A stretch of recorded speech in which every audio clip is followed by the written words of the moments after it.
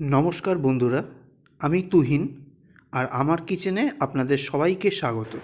আজ আপনাদের জন্য নিয়ে এসেছি গরমের একদম পারফেক্ট রেসিপি, যেটা চিরাচরিত বাঙালির একটা সাবেকি রান্না। আজকের রেসিপি ভেন্ডি পোস্ত বা ঢ্যাঁড়স পোস্ত। একদম সহজ সরলভাবে এই নিরামিষ রান্নাটা আপনাদের সঙ্গে শেয়ার করব। আপনারা আপনাদের বাড়িতে ভেন্ডি পোস্ত অবশ্যই খেয়ে থাকবেন, তবে ভেন্ডি পোস্তর স্বাদ সবথেকে ভালো কিভাবে আসে সেইটাই আপনাদের সঙ্গে আজকে শেয়ার করব। কোন মুহূর্তে পোস্ত দেবেন আর পোস্ত ভাজবেন কি ভাজবেন না, প্রতিটা টিপস আমি এই রেসিপির মধ্যে দেব। চলুন কথা না বাড়িয়ে তাহলে রেসিপিটা দেখে নেওয়া যাক। প্রথমেই আমি নিয়ে নিয়েছি একদম কচি সিজনের ফ্রেশ ভেন্ডি। আর ভেন্ডি সব সময় কাটার আগে ধুয়ে নেবেন। আমি অলরেডি ধুয়ে নিয়েছি। ভেন্ডি কেটে ধোবেন না, তাহলে কিন্তু ওর ভেতরের যে সালাইভাটা রয়েছে সেটা কিন্তু আপনার সারা হাতে এঁটে যাবে, তাই আগে থেকে ধুয়ে নেবেন। এইবার ভেন্ডিটা কেটে নেব। ভেন্ডি পোস্ত খেতে হলে সবথেকে বড় যেটা প্রয়োজন সেটা হলো একদম কচি ভেন্ডি। বুড়ো ভেন্ডিতে কিন্তু ভেন্ডি পোস্ত খেয়ে আরাম পাবেন না বা মজা পাবেন না। এইবার ভেন্ডিটাকে কাটার জন্য ওপরের যে বোটার অংশটা সেটাকে ছুরি দিয়ে আলতো করে কেটে দিতে হবে, আর ওপর থেকে হালকা মাঝ বরাবর একটুখানি চিড়ে দিতে হবে, যাতে মশলাগুলো ভেতর অবধি ঢুকে যায়। এইভাবে আমি একই প্রসেস অবলম্বন করে প্রতিটা ভেন্ডি আমি কেটে নেব আর একটু করে চিড়ে দেবো। দেখুন, প্রতিটা ভেন্ডি আমার কাটা কমপ্লিট আর ধোয়া তো অলরেডি কমপ্লিট। চলুন এবার রান্নায় যাওয়া যাক।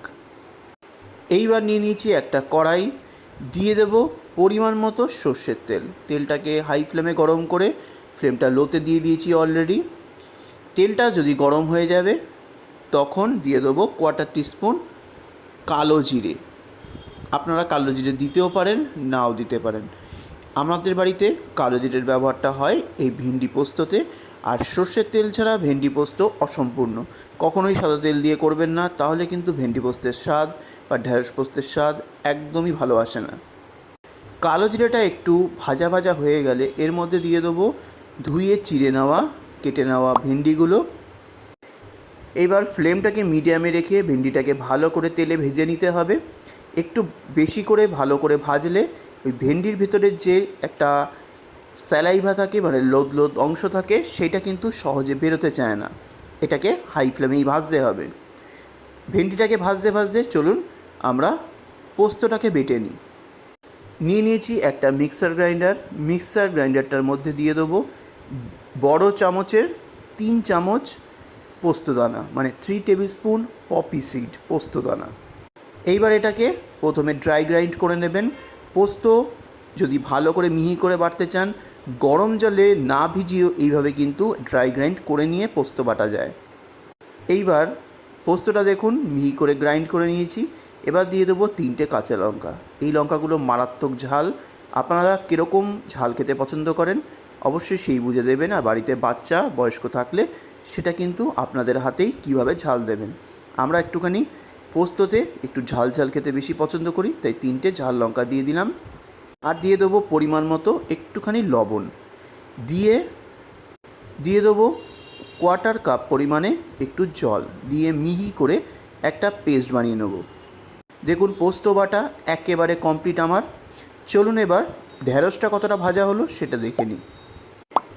দেখুন ঢ্যাঁড়সটা প্রায় লাল লাল কালার এসে গেছে, মানে একটু ব্রাউন মার্ক এসে গেছে। এইবার দিয়ে দেবো 1/4 চা চামচ পরিমাণে বা 1/2 চা চামচ পরিমাণে একটু লবণ। এতক্ষণ লবণ দিলে ঢ্যাঁড়স কিন্তু গলে ভেদ্রা হয়ে যেত, তাই ভেজে নিয়ে লবণটা দেবেন। লবণটা দিয়ে ভালো করে আবারও একটুখানি মিডিয়াম ফ্লেমে ভেজে নিতে হবে। কিছুক্ষণ ভেজে নেওয়ার পর এইবার দিয়ে দেবো বেটে রাখা পোস্তর বাটাটা।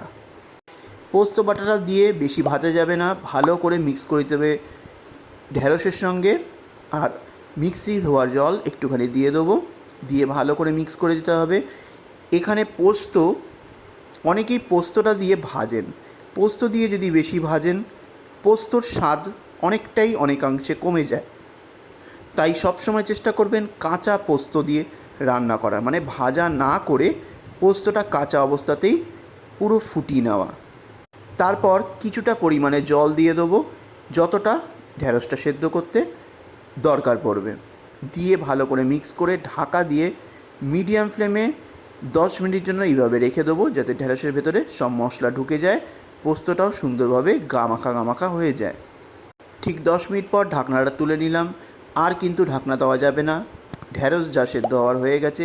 এর থেকে বেশি ঢাকা দিয়ে করলে ঢ্যাঁড়স গলে যাবে, আর একদম টান টান ঢ্যাঁড়স কিন্তু পাবেন না। সেদ্ধ হবে একদম সুন্দরভাবে, অথচ লম্বা লম্বা ঢ্যাঁড়স থাকবে, তবেই কিন্তু ঢ্যাঁড়স পোস্ত খাওয়ার মজা। এইবার দেখুন যেটুকু ঝোল দেখতে পাচ্ছেন পোস্তর, সেটা কিন্তু ঠান্ডা হওয়ার সঙ্গে সঙ্গে পোস্ত কিন্তু একদম টেনে নেয় এই জলটা।